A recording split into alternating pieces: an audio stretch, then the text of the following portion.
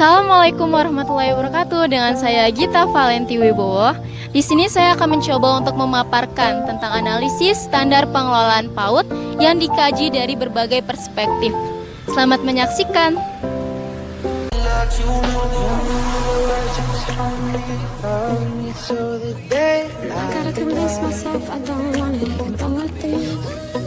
PAUD merupakan salah satu jenjang pendidikan yang paling strategis dalam menentukan perjalanan masa depan anak secara keseluruhan, serta akan menjadi fondasi bagi penyiapan anak untuk memasuki ranah pendidikan yang lebih tinggi, bahkan akan mewarnai seluruh kehidupannya kelak di masyarakat. Oleh karena itu, PAUD harus memperoleh perhatian yang layak dari berbagai pihak, baik keluarga, pemerintah, masyarakat. Hal ini penting melihat bahwa rentang usia dini merupakan saat yang paling tepat untuk mengembangkan berbagai potensi dan kecerdasan anak. Sehingga pengembangan potensi yang secara terarah pada usia tersebut akan berdampak pada kehidupan masa depannya. Sebaliknya, pengembangan otak dan potensi anak yang kurang tepat akan berakibat fatal pada perkembangan usia selanjutnya. Pentingnya PAUD tersebut, pemerintah telah mengeluarkan berbagai kebijakan untuk mengatur implementasinya agar dapat dilakukan secara optimal. Adapun salah satu bentuk kebijakan pemerintah yaitu menetapkan standar pengelolaan PAUD. Baiklah, dalam video ini saya akan mencoba menganalisis tentang kebijakan pemerintah yaitu tentang standar pengelolaan PAUD dari berbagai perspektif. Selamat menyaksikan. Secara hukum, standar pengelolaan PAUD telah diatur dalam peraturan Menteri Pendidikan dan Kebudayaan RI yaitu Permendikbud RI nomor 137 tahun 2014 tentang standar nasional PAUD. Yang pertama adalah pasal 33. Standar pengelolaan PAUD merupakan pelaksanaan yang mengacu pada standar isi, proses, pendidik dan tenaga kependidikan, sarana dan prasarana serta pembiayaan. Standar pengelolaan pendidikan anak usia dini meliputi yang pertama adalah perencanaan. Perencanaan merupakan penyusunan kegiatan lembaga PAUD dalam mencapai visi, misi, tujuan lembaga. Setiap satuan atau program memiliki kurikulum, kalender, pendidikan, struktur organisasi, tata tertib, dan kode etik. Adapun yang kedua yaitu pengorganisasian, merupakan pengaturan seluruh komponen untuk mencapai tujuan. Yang ketiga pelaksanaan rencana kegiatan, merupakan kegiatan pelaksanaan program kerja yang sudah direncanakan. Dan yang keempat yaitu pengawasan meliputi pemantauan, supervisi, evaluasi, pelaporan, dan tindak lanjut hasil pengawasan guna menjamin terpenuhinya hak dan kebutuhan anak serta kesinambungan program PAUD. Perencanaan program. Yang pertama yaitu visi dan misi dan tujuan lembaga PAUD wajib ada pada satuan PAUD karena keberadaannya sangat penting untuk dijadikan dasar dalam penyusunan rencana kerja. Visi, misi, dan tujuan disusun oleh semua personil yang terlibat dalam pengelolaan satuan PAUD yang memiliki kompeten dan biasanya termasuk dalam struktur organisasi seperti ketua yayasan, ketua penyelenggara, atau kepala sekolah dan pendidik. Visi minimal memenuhi kriteria sebagai berikut: singkat dan padat yaitu maksimal 20 kata, realistis yaitu sesuai dengan kondisi dan situasi serta potensi satuan PAUD, yaitu visioner yaitu sesuai dengan perkembangan zaman, lalu antisipatif yaitu sesuai dengan kebutuhan, serta yang terakhir yaitu terukur dapat dilaksanakan atau diwujudkan. Visi merupakan upaya yang harus ditempuh oleh satuan PAUD dalam rangka mewujudkan visi yang telah dirumuskan. Karakter misi yaitu relevan sesuai dengan visi yang dirumuskan, realistik sesuai dengan kondisi satuan PAUD, konsisten dilaksanakan sesuai dengan program yang termuat dalam visi, dan yang terakhir terukur dalam arti mampu dilaksanakan oleh satuan PAUD. Sedangkan tujuan PAUD merupakan rumusan hasil keluaran atau output yang ingin dicapai oleh satuan PAUD. Karakternya sendiri yaitu konsisten dengan visi, konsisten dengan misi, realistik, dan terukur. Visi, misi, dan tujuan sebaiknya disosialisasikan kepada pihak yang berkepentingan dan masyarakat. Dapat dilakukan melalui media iklan, online, elektronik lainnya, rapat orang tua, serta rapat kerja lembaga. Visi, misi, dan tujuan dapat terwujud melalui program-program yang tersusun dalam rencana kerja, baik jangka panjang maupun jangka pendek. Struktur organisasi merupakan gambar penanggung jawab penyelenggaraan program PAUD di satuan tersebut. Adapun struktur organisasi mencapai personalia, jabatan personalia, alur tanggung jawab, dan identitas personalia. Setiap personalia yang terlibat dalam struktur organisasi harus memiliki deskripsi tugas pokok dan fungsinya. Pelaksanaan program PAUD merupakan integrasi dari layanan pendidikan, pengasuhan, perlindungan, kesehatan, dan gizi yang diselenggarakan dalam bentuk satuan atau program Taman Kanak-Kanak atau TK, Raudhatul Atfal atau RA, Bustanul Atfal atau BA, kelompok bermain atau KB, Taman Penitipan Anak atau TPA, dan satuan PAUD sejenisnya atau SPS. Kegiatan layanan PAUD meliputi jenis layanan, waktu kegiatan, frekuensi pertemuan, serta rasio guru dan anak. Untuk jenis layanan sebagaimana dimaksud yaitu terdiri dari usia lahir sampai 2 tahun meliputi TPA dan SPS. Lalu yang kedua usia 2 sampai 4 tahun melalui TPA, KB, dan SPS atau SPS. Yang ketiga itu usia 4 sampai 6 tahun melalui KB, terus TK atau RABA, TPA, dan SPS.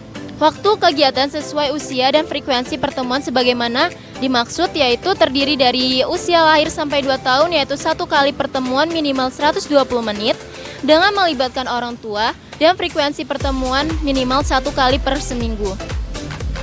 Lalu usia 2 sampai 4 tahun 1 kali pertemuan minimal 180 menit dengan frekuensi pertemuan minimal 2 kali per minggu. Lalu yang terakhir yaitu usia 4 sampai 6 tahun. 1 kali pertemuan minimal 180 menit dan frekuensi pertemuan minimal 5 kali per minggu. Untuk rasio guru dan anak didik sebagaimana dimaksud yaitu terdiri dari 3. Yang pertama, usia lahir sampai 2 tahun rasio gurunya yaitu dan anak yaitu 1:4. Lalu usia 24 tahun yaitu rasionya adalah 1:8. Dan yang ketiga usia 4 sampai 6 tahun rasio guru dan anaknya 1:15. Pembahasan selanjutnya yaitu Bustanul Atfal atau BA dan Taman Kanak-Kanak atau TK memiliki sejarah yang lebih tua dibandingkan dengan Raudhatul Atfal. Bustanul Atfal didirikan oleh Muhammadiyah sedangkan Taman Kanak-Kanak pribumi dilahirkan oleh Taman Siswa. Pemerintah kolonial Belanda pada awalnya menyelenggarakan pendidikan untuk pribumi mulai tingkat sekolah dasar saja. Hal ini dimaksudkan untuk mendapatkan tenaga kerja yang murah dan dapat diperintah secara mudah. Pendidikan anak usia dini tidak diperhatikan sebab tidak sesuai dengan target politik tersebut. Di zaman pemerintahan Jepang, banyak terjadi perubahan dalam sistem persekolahan. Namun pendidikan untuk anak usia dini belum juga mendapat perhatian. Penjenjangan pendidikan dimulai dari sekolah dasar. Pendidikan bagi anak usia dini mulai mendapatkan perhatian pemerintah secara resmi sejak pasca kemerdekaan Republik Indonesia. Faktanya, pendidikan rendah tidak lagi dimulai dari sekolah dasar, tetapi lebih maju lagi yaitu Taman Kanak-Kanak selama 1 tahun. Undang-Undang Dasar Republik Indonesia Nomor 4 Tahun 1950 tentang dasar-dasar pendidikan dan pengajaran di sekolah memberi dasar yuridis yang kokoh terhadap usaha pendidikan Taman Kanak-Kanak. Namun, undang-undang ini masih bernuansa diskriminatif terhadap RA. Undang-undang ini belum menjanjikan pasal-pasal yang rinci tentang Taman Kanak-Kanak. Nama Raudhatul Atfal dimunculkan pada tanggal 23 sampai 26 Februari tahun 1954 dalam Konferensi Besar Nahdlatul Ulama. Konferensi ini menaruh perhatian pada pendidikan untuk Taman Kanak-Kanak dan memberi nama yang berbeda Taman Kanak-Kanak, Taman Siswa, dan Persyarikatan Muhammadiyah. Raudhatul Atfal mendapatkan posisi yang lebih kokoh pasca Undang-Undang Sidisnak tahun 1989. Lalu dikokohkan pula dengan Peraturan Pemerintah Republik Indonesia Nomor 27 Tahun 1990 dan Keputusan Menteri Agama Nomor 367 Tahun 1993 tentang Raudhatul Atfal. Kehadiran Undang-Undang Nomor 20 Tahun 2003 sendiri semakin memperkokoh posisi pendidikan anak usia dini. Ada 4 fakta yang dapat dilihat, yaitu pertama, kelompok bermain dan taman pendidikan anak atau TPA yang semula hanya dalam peraturan pemerintah ditingkatkan legitimasinya dalam undang-undang. Kedua, Nama yang digunakan bukan lagi taman kanak-kanak atau prasekolah, tetapi lebih psikologis, yaitu anak usia dini. Ketiga, nama Bustanul Atfal dan Rodatul Atfal disebut secara eksplisit dalam undang-undang, yaitu Undang-Undang Nomor 20 Tahun 2003. Keempat, sesuai dengan undang-undang, bidang garap pendidikan anak usia dini bukan hanya pendidikan bentuk formal dan non-formal, tetapi ditambah informal, yaitu keluarga dan lingkungan. Baiklah, dalam dunia pendidikan sendiri, pengelolaan merupakan unsur yang paling penting. Bagian atas telah menyebutkan bahwa pengelolaan pendidikan sebagai kegiatan perencanaan, pengorganisasian, pelaksanaan, serta pengendalian sumber daya pendidikan untuk mencapai tujuan pendidikan secara efektif dan efisien. Dan mengingat pentingnya PAUD, maka penyelenggaraan PAUD harus dikelola semaksimal mungkin. Sumber daya atau komponen yang harus dikelola dengan penyelenggaraan pendidikan PAUD dalam penyelenggaraan pendidikan PAUD seperti disebutkan di atas meliputi program kegiatan belajar, siswa, pegawai, sarana prasarana, serta keuangan dan humas. Mulai proses penerimaan murid baru, penyiapan sarana prasarana indoor dan outdoor, proses pembelajaran, pencatatan nilai, kelancaran pembayaran sekolah, rekrutmen guru profesional, serta kesejahteraan guru sampai kegiatan mempromosikan PAUD harus dikelola dengan baik. Ketika dalam semua unsur sumber daya tadi sudah terdapat perencanaan yang akurat, pelaksanaan yang tepat, serta pengawasan yang ketat, maka proses pembelajaran di lembaga PAUD akan berjalan secara efektif dan efisien. Secara sosial budaya sendiri, kesadaran masyarakat akan pentingnya pendidikan telah tumbuh. Dan hal ini merangsang tumbuhnya kesadaran bahwa pendidikan harus dilaksanakan sedini mungkin.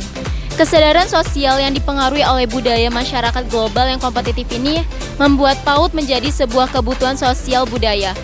Namun sisi buruknya, orang tua cenderung menyerahkan pendidikan anaknya secara total pada penyelenggara PAUD. Oleh karenanya, dalam menanggapi hal tersebut perlunya kerjasama antara pengelola PAUD dengan orang tua selama proses pendidikan, sehingga tercapainya visi, misi, serta tujuan yang diharapkan pada setiap lembaga PAUD itu sendiri, maupun masyarakat. Dalam Islam sendiri telah dijelaskan bahwa anak merupakan amanah di tangan kedua orang tuanya. Hatinya yang bersih merupakan permata yang berharga, lugu dan bebas dari segala macam ukiran dan pendapat. Ukiran terdiri dari didikan yang akan tumbuh subur pada diri anak, sehingga ia akan berkembang dengan baik dan sesuai dengan ajaran Islam. Dan pada akhirnya akan diperoleh kebahagiaan di dunia maupun di akhirat. Oleh karenanya, sebagai orang tua harus memiliki kesadaran akan kepentingnya pendidikan anak sejak usia dini.